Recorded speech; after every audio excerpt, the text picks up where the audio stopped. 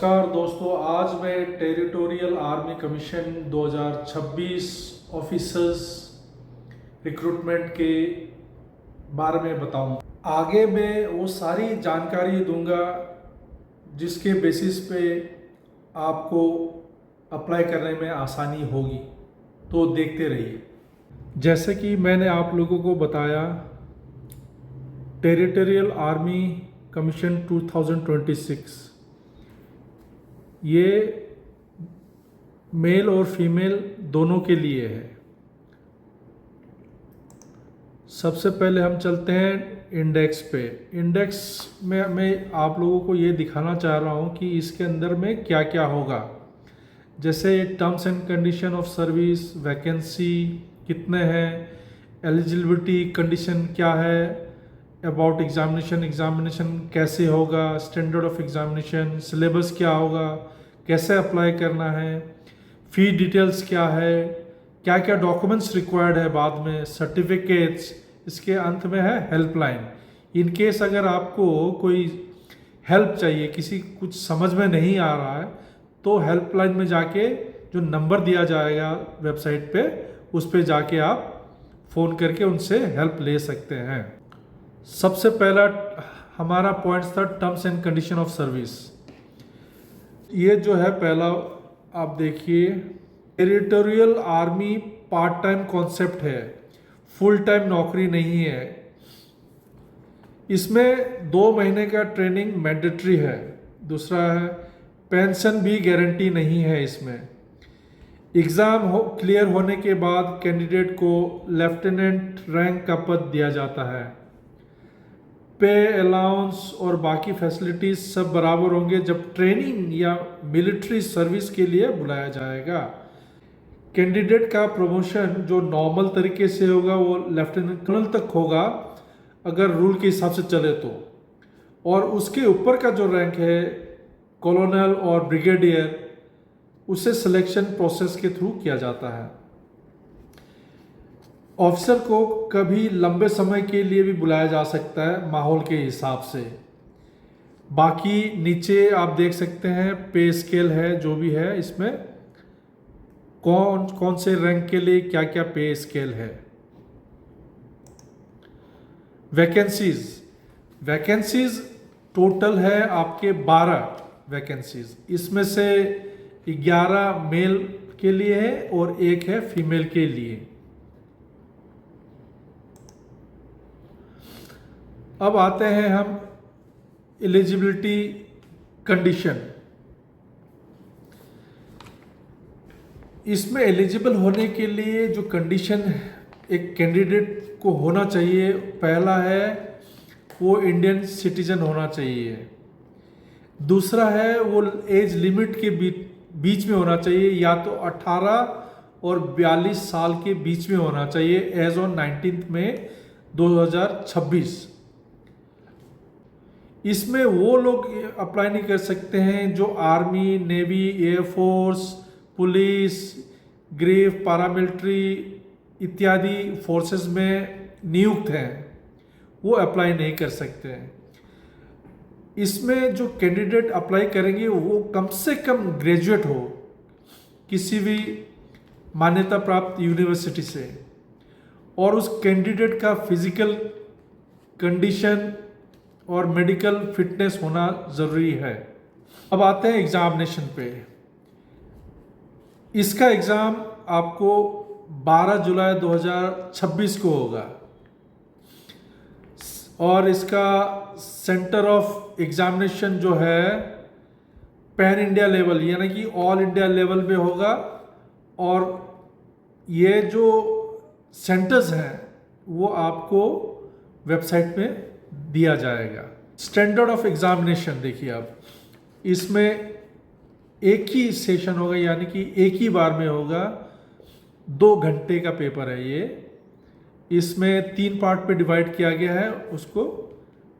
एक तो है पार्ट 1 जो है रीजनिंग, दूसरा है जनरल नॉलेज, तीसरा पार्ट है इंग्लिश। ये आपको 2 घंटे में पूरी करना है ये सारे पेपर्स। और इनके जो मार्क्स होंगे 40, 30, 30 यानी कि 100 मार्क्स के, और क्वेश्चन भी उसी के हिसाब से 40, 30, 30 यानी कि एक क्वेश्चन के 1 मार्क्स होंगे। अच्छा, अब ये देखिए सिलेबस क्या क्या आएगा और कैसे होगा। पहला पार्ट जो बताया था 40 मार्क्स का रीजनिंग, उसमें लॉजिकल कंक्लूजन वगैरह दिया जाएगा, नंबर, स्टेटमेंट, फिगर, लेटर्स, ये सारे दिए हुए हैं, आप इसमें देख सकते हैं। पार्ट 2 में होगा आपका जनरल नॉलेज, जिसमें करंट अफेयर्स हो गया, हिस्ट्री से थोड़ा बहुत आ जाएगा एंड ज्योग्राफी से भी आएगा। तीसरा पार्ट है इंग्लिश। इंग्लिश में आपको देखा जाएगा कि कैंडिडेट कितना इंग्लिश समझता है और कैसे कैसे वर्ड यूज़ करता है, कर सकता है, इन सारे चीज़ों का एग्ज़ाम होगा। अब आते हैं मार्किंग में। मार्किंग में ये है कि आप कोई भी एक क्वेश्चन का आंसर गलत दोगे तो उसमें नेगेटिव मार्किंग होगी, यानी कि एक गलत जवाब का 0.33% मार्क्स काटा जाएगा।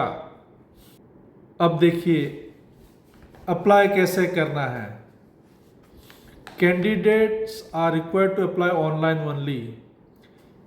ये कह रहे हैं कैंडिडेट ऑनलाइन के माध्यम से ही इसको अप्लाई कर सकते हैं, इसके अलावा और कोई तरीका नहीं है। ये जो ऑनलाइन रजिस्ट्रेशन एंड एप्लीकेशन है वो आप 20 अप्रैल 2026 से लेके 19 मई 2026 तक भर सकते हैं। उसके बाद जो लिंक होगा फॉर्म का वो बंद हो जाएगा, डिसेबल्ड हो जाएगा।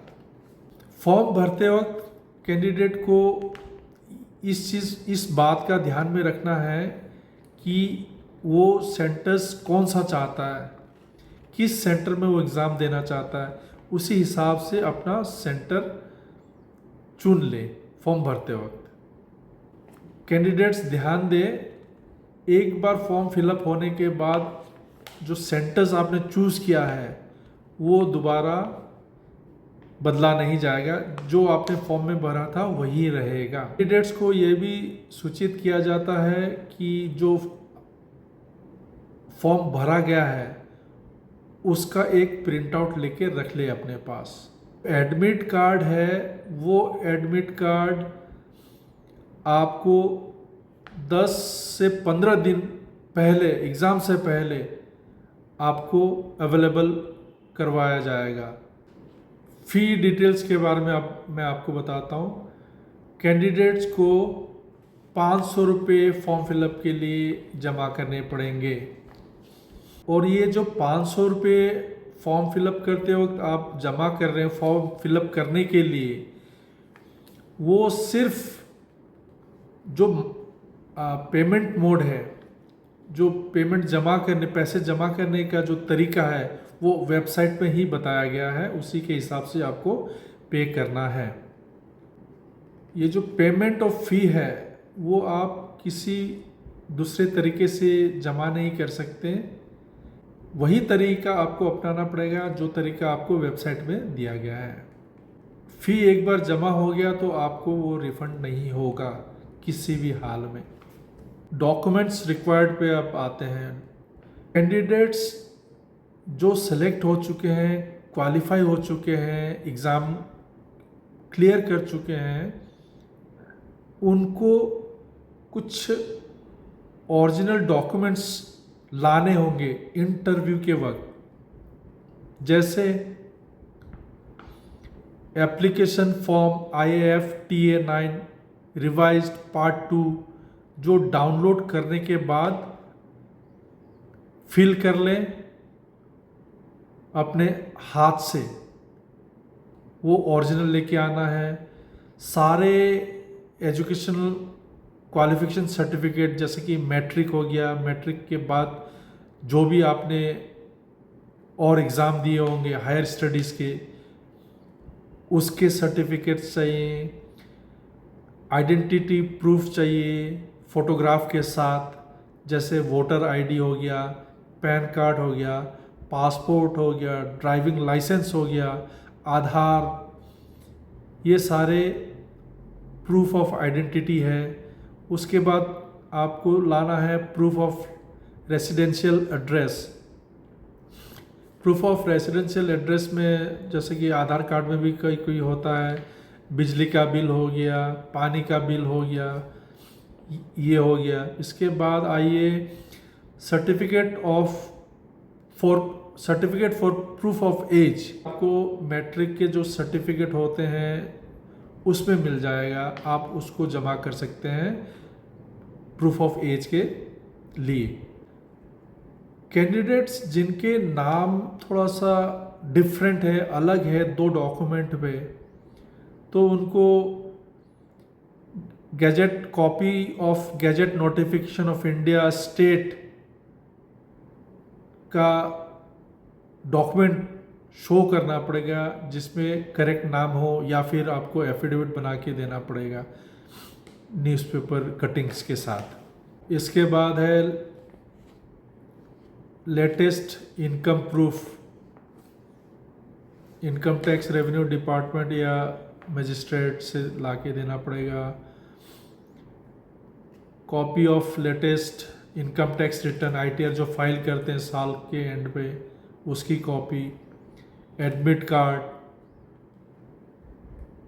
सेल्फ एम्प्लॉयड कैंडिडेट्स के लिए भी यहाँ पे एफिडेविट वगैरह देना है, जमा करना है, ये सारे यहाँ पे मेंशन है। ये सारे आप देख लीजिएगा। अगर एक बार में समझ में नहीं आए तो आप दोबारा इसको स्क्रॉल बैक करके देख लीजिए कि क्या क्या डॉक्यूमेंट्स आपको ओरिजिनल में लाना है। सर्टिफिकेट नंबर 1 उन कैंडिडेट को लाना है जो कि central government, UT, state government या इत्यादि जगहों पे नियुक्त हैं। सर्टिफिकेट नंबर 2 वो कैंडिडेट लाएंगे जो सेल्फ एम्प्लॉयड है और वो किसी गवर्नमेंट UT वगैरह में नियुक्त नहीं है। सर्टिफिकेट नंबर 3 उन कैंडिडेट को लाना है जो प्राइवेट सेक्टर्स में काम करते हैं। और ये जो सर्टिफिकेट मैंने 1, 2, 3 आपको दिखाया है, बताया है, इसी फॉर्मेट में आपको साइन, सिग्नेचर, स्टैंप लगा के जमा करनी है या लेके आनी है आपको ओरिजिनल्स में। कैंडिडेट्स जिनको कुछ समझ में नहीं आ रहा है या किसी में फॉर्म फिलअप करने में प्रॉब्लम आ रही है, समझने में प्रॉब्लम आ रही है, तो हेल्पलाइन नंबर दिया गया है वेबसाइट पे, वहाँ जाके आप फ़ोन कर सकते हैं और अपना जो प्रॉब्लम है उसको रिजॉल्व कर सकते हैं। टेरिटोरियल कमीशन 2026 का जो डिटेल है यहीं तक है। बाकी अगर आपको कुछ समझ में नहीं आया, मैंने जो कहा या मैंने कुछ जल्दी में कह दिया हो गया या कुछ मिस हो गया होगा, तो आप बैक करके दोबारा वीडियो को देख सकते हैं। वहाँ पे लिखा हुआ है, समझाया गया है, उससे आप हेल्प ले सकते हैं। और अंत में दोबारा मैं आप लोगों से रिक्वेस्ट करूँगा कि मेरे चैनल को शेयर करें और सब्सक्राइब करें। Thank you.